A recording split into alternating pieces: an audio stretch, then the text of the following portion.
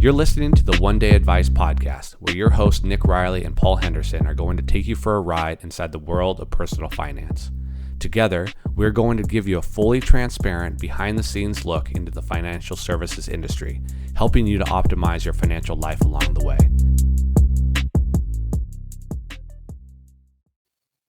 So today, Paul and I are going to be talking about the financial services industry and how important it is to seek a financial planner or a financial advisor who is in the business of selling advice and not products. So we're going to go into some of the values of financial planning and working with the right type of financial planner.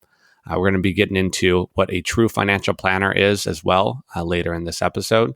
But first of all, I'm going to set the stage with an overview of the various fee models in the financial services industry. And I like to kind of put it into three main buckets. You have commission-based advisors. By that I mean people who are solely selling financial products, such as annuities or financial products that have a commission attached to it and don't have very transparent fees. These might be part of a larger, insurance company specifically, or a large brokerage firm. And then you have on the other end of the spectrum, you have fee only. And fee only advisors are advisors who charge a flat fee for the advice that they provide.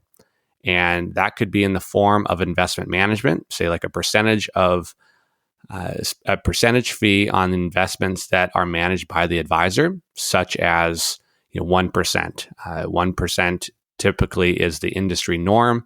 However, there are solutions out there like One Day Advice who charges less than 1% and less than the industry average there.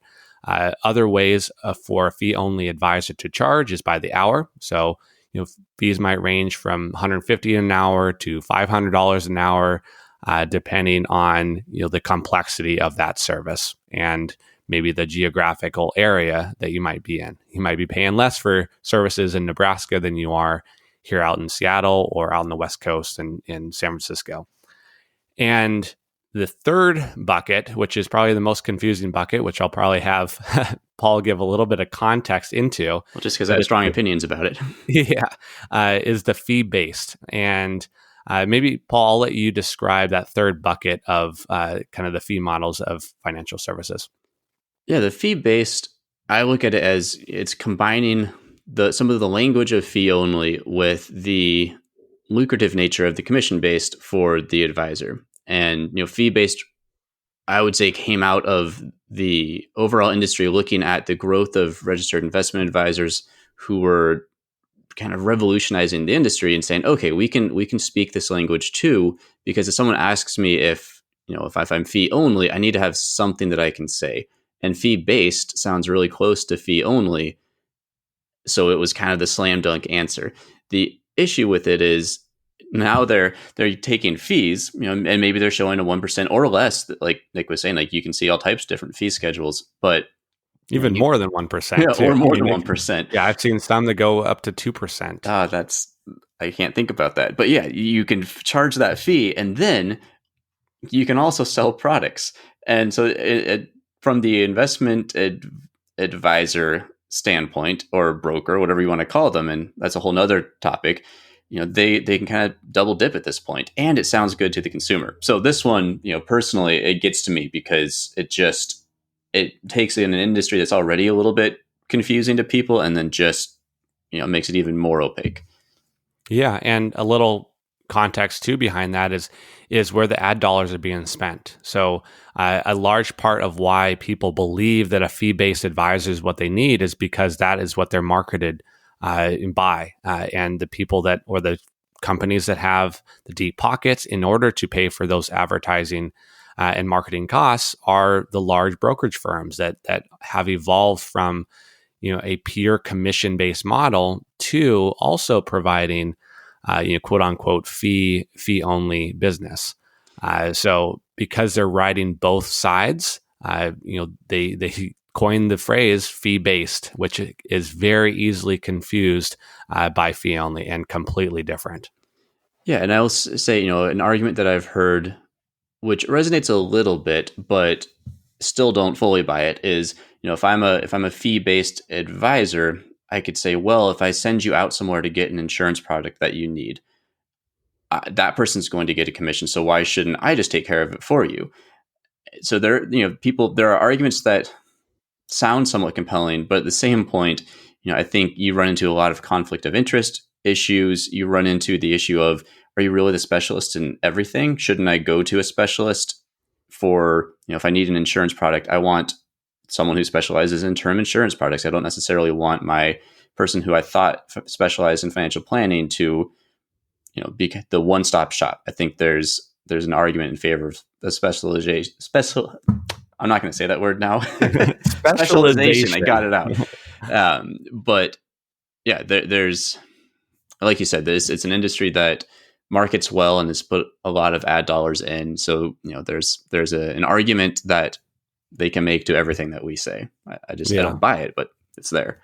Exactly. And it's important to note too that there are some great fee-based advisors out there. And if they're fee-based, they can make a personal commitment to be fee only. But the fact that they work for an institution that allows them to be on both sides of the equation, it makes it hard to trust. So that's why we advise people looking for financial planning or financial advice to go for someone who is a fiduciary and serves in the capacity of a fiduciary. And a fiduciary is required to do what's in the best interest of the client and put the best interest of the client ahead of their own interests. And I think that ties into the suitability versus fiduciary conversation that we were having a while ago, and probably ties into your true financial planner point. So maybe we should transition away from my hate of the fee-based advising to kind of what you mean by true financial planner and what some distinctions are there. Yeah. So I look at a true financial planner as someone who is leading with advice and not products. So I'll just use the illustration of you have an illness and you go to the doctor and you want to be treated for that illness. And the doctor, asks you a couple questions and they give you a prescription for a, over-the-counter drug. And they tell you, you take, 2 pills per day for the next 2 years and this will cure it. And that is in a sense what a commission-based or potentially a fee-based advisor would be doing, is prescribing a financial product that technically may be suitable for the symptoms you're feeling, but it's not addressing the underlying problem. So a true financial planner will dig much deeper. So like a doctor who asks more questions, goes into maybe the habits that worked up to becoming that illness. So addressing the nutrition side, your fitness, all of that. A true financial planner will dig into the details of your financial life to assess ways that you can improve and optimize your finances. They won't provide you, if anyone tries to sell you a financial product that is a one-size-fits-all and just cures all, you have to be wary of that. So that's kind of what I mean by a true financial planner. The one size fits all is definitely a interesting one. Oh, definitely. And on the suitability versus fiduciary kind of standard, just a little context into that. For a long time, a fee-based advisor was held under the suitability standards by the financial regulation bodies in the United States. So a suitability standard just means that the advisor is only regulated on making a suitable recommendation at the time of that recommendation. So suitability doesn't mean it's the best option for the client. It just means that it can be justified that it is suitable. Whereas a Like it didn't blow up in fiduciary, their face, basically, yeah, is the way I it look could at it. Like, very much blow up in their face, and it could be, have a much higher internal fee than another similar financial product that would provide the same result. So that allows brokers or financial advisors who are commission based or fee based to be able to prescribe essentially a higher cost financial product than another that would also solve that same issue. So same as a doctor who might have a direct relationship with a pharmaceutical company who pays them a larger kickback for recommending their drug versus a competitor's drug. It's the same scenario. Whereas a fiduciary is required to put the client's best interests ahead of their own, which includes the fee conversation. So that includes passing them to the lower cost solution if it's going to provide the same benefit as that higher cost solution does. So that's a huge thing. And more recently, regulation BI came out. So regulation best interest is what it stands for. And there's a lot of nuances to that, but it's just proof that the industry as a whole, regulation is changing, but it's not really addressing the main underlying issues that are taking place. For instance, regulation best interest puts people on the advice side at a competitive disadvantage over someone who is both a broker and an advice giver. And I don't know, Paul, do you have any color on that? Yeah, I mean, I'm think looking at you right now, and you're waiting to say something. I think it can be confusing if you're in the industry. I think if you're on the outside, it's hopeless. And this kind of goes back to the groups that have the marketing dollars are also the groups that have the lobbying dollars, and a lot of the regulation that comes out is again trying to craft a way that some of these bigger organizations can make the most money while also making their marketing as easy as possible. And so that the best interest, to sum it up, it basically allows a broker, they can wear their investment advisor type hat and sorry, these words are all kind of interchangeable. They can put on two different hats. One that says, I'm trying to make a lot of money for myself. And then they can swap hats and say, this time it's really for you. Like, this is the best thing for you. But they don't have to, like, there's not a literal hat. So you can't really tell, which one are you being right now? And, in a way, yes, it's nice because it takes some of the worst offenses off the table, but it kind of blurs the issue. And then also, your financial planner, the RIA, the fiduciary sitting there, they always have to give the correct answer.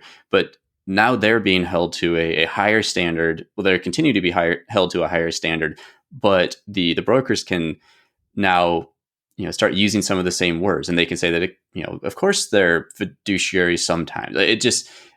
It was an attempt, I think, to try to the non-cynical part of me says it's an attempt to try to give something good to consumers and try to rein in some poor behavior, but it looks an awful lot like a kind of a giveaway in a way to the broker industry, saying we're not going to actually hold you to this standard, but we're going to maybe suggest or imply that you should do something more positive. Yeah, and a lot of what drove that too is that it's the larger companies, like an Edward Jones, for instance, being pressured into so for their advisors that carried a certified financial planning designation, it was going to be difficult for them to retain those advisors in their system, because a certified financial planner should be operating, under the CFP board's directives as a fiduciary.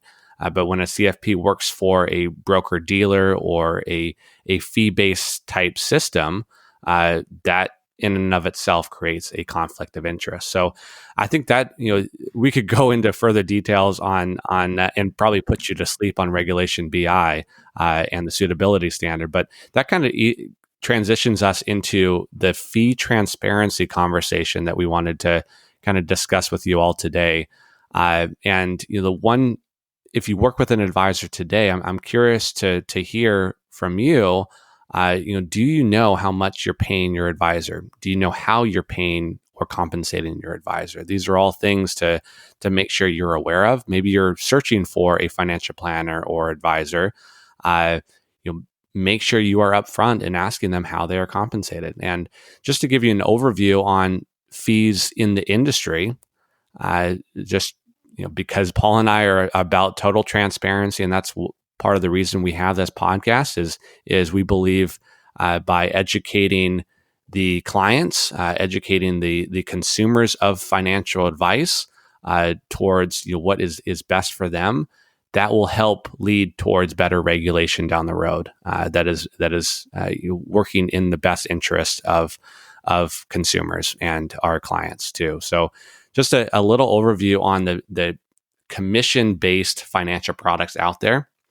I think one of the big ones and more well-known ones are annuities, typically sold by insurance companies or large brokerage companies that have the ability to sell commission-based products like annuities and cash value life insurance. Those annuities, while you might not pay a direct fee to your advisor, the insurance company compensates the advisor for the sale of the annuities and cash value life insurance. Those can come in the form of a upfront charge. So if the product has a surrender charge wrapped into it, and by that I mean, if for instance, a 7-year surrender might mean that if you back out of that insurance contract before the 7 years are up, you would have to pay that surrender charge. And that surrender charge is meant to protect the insurance company from the fees that they provide your advisor up front. It's a whole nother world of non-transparent fees out there.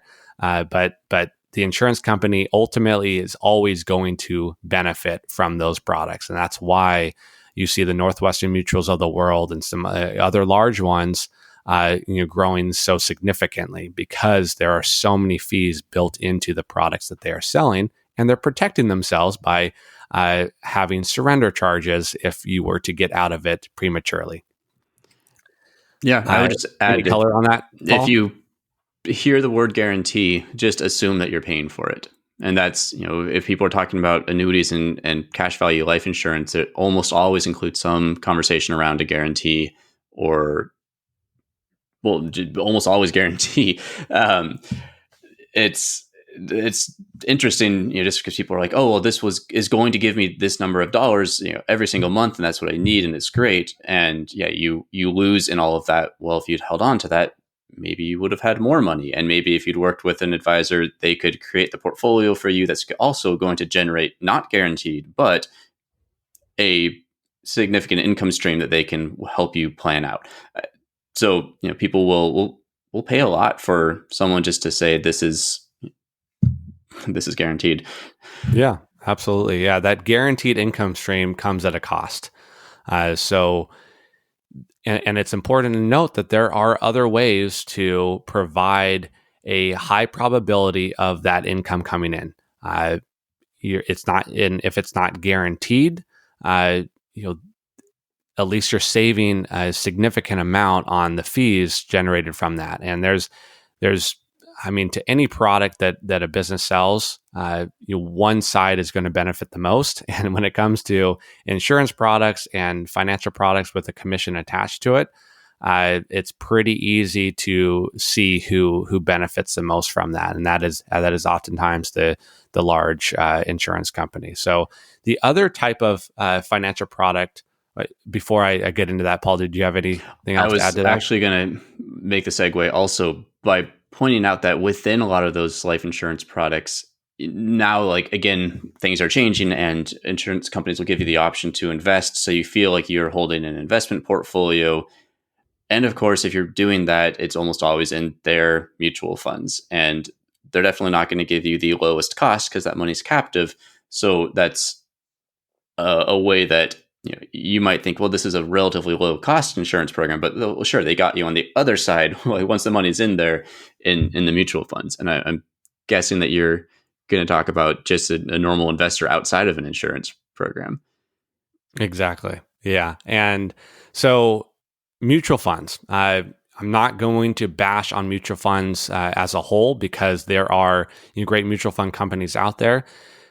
Typically, a mutual fund, just to provide context, is going to actively manage their own portfolio for you. So they're going to try to actively beat the benchmark, whether that's the S&P 500 or the NASDAQ, whatever benchmark they're trying to track against. They are ultimately actively trading the funds in the portfolio in order to ideally provide a greater return to the investor. I think most of our listeners probably have read studies or heard that mutual funds typically don't beat the market, and that is true. I think that numbers is upwards of 85% of mutual funds do not beat their benchmark, and that still leaves a percentage that do. But I think we're going to spend a separate episode on why a lot of that is the case. But the point is, mutual funds have different share classes, and the easiest way to find this out is if you look at your statement, and you'll have like a ticker symbol. It might be 4 or 5 letters that provide you the code you need to type into Google. Just type in that code, ticker symbol, and find out. Click through the link, and it might say a share or C share mutual fund. And there's institutional share classes. So you might have an institutional share class inside a investment management portfolio that you're paying like a 1% fee towards your advisor. They would put you into an institutional share class because that institutional share class has a lower internal fee attached to it and removes any 12B1 fees, which for you listeners, all 12B1 fees is the mutual fund company paying for marketing and advertising costs to the advisor. So it's meant to be a promotional compensation for the advisor, and those 12B1 fees are higher in a C share and an A share mutual fund. A C share mutual fund might have a 1% trailing fee on that, paid by the mutual fund company to the advisor. And if you're catching this, it sounds a lot like an annuity where the advisor can sell that C share mutual fund, and it looks like there's no immediate fee that you get charged, but they are receiving the fee from the internal fees paid to the mutual fund company. Whereas a shares mutual fund has a much higher upfront load to it. So by selling the A shares mutual fund, you aren't paying fees directly to your advisor. You're paying fees directly to the mutual fund company, who is then paying the advisor an upfront commission of upwards of 5 to 7% typically. And so your advisor is making 5 to 7% on that investment upfront. So if you invested $100,000, yeah, exactly. $100,000, you are paying $5,000 to $7,000 to the advisor, and he is receiving that upfront. And if you aren't getting financial planning from that advisor, that's a great sign of you're working with someone who is not a fiduciary. And if you get out of those A share funds, so there oftentimes are fees involved in that because the mutual fund company has to protect themselves as well, because they've already paid the advisor 5 to 7% upfront. So those are things to be watchful of. Anything to add to that, Paul? No, I think you've covered it. I think the world of A shares, and C shares probably better than I do. The only thought I had was just the trailing loads drive me crazy. As the fiduciary advisor, when someone comes to you and you're like, well, either they took the money from you up front, or they're they're going to get it if we sell out of this. And that's just, it's a frustrating experience to, think about the lifestyle you're funding for somebody else. Yeah, exactly. And, I will preface it with, there are, some great advisors out there that leverage these types of products, but they still provide financial planning. So if they get an upfront cost from a client, they might, look at that as like, okay, the client's already paid for financial advice moving forward for the next couple of years. But I would say those are far and few in between.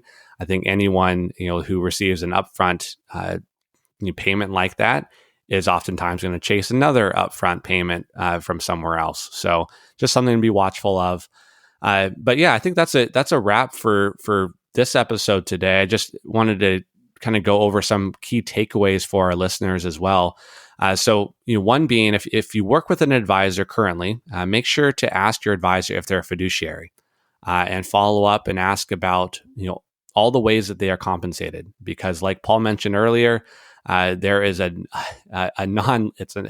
not a literal hat that they can wear, so that you can see. You don't know whether they're wearing the fiduciary hat. You don't know whether they're wearing the suitability hat or not. So ask them about all the different types of ways that they can be compensated.